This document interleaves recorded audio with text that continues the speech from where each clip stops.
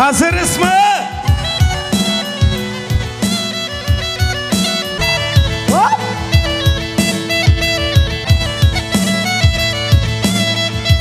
Eller eller. Ben bir gagavuzum, gagavuz kalacağım. Dilimden atılmayacağım. Toprağıma, bayrama diz konacağım. Gagavuz dudum, gagavuz kalacağım.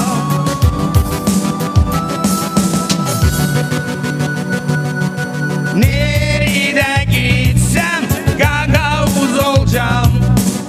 Anamı babamı utandırmam. Halkımı bucamı hiç unutmayacağım. Gagavuz dudum, gagavuz öleceğim.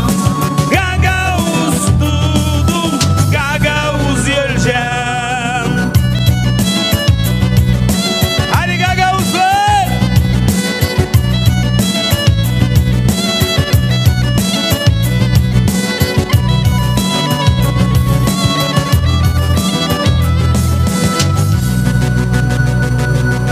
Dedeler gagavuz, biz gideriz sus.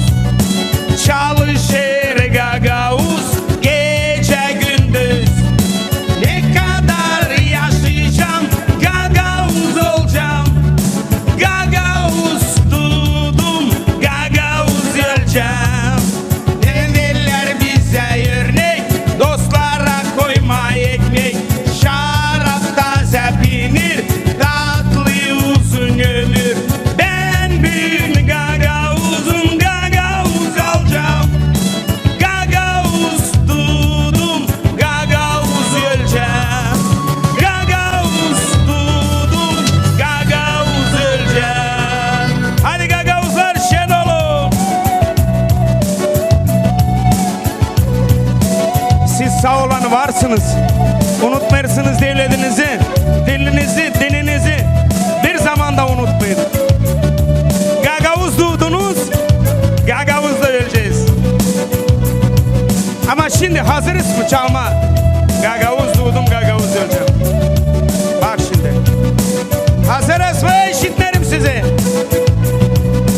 Ben bir gagavuzum, gagavuz kalacağım.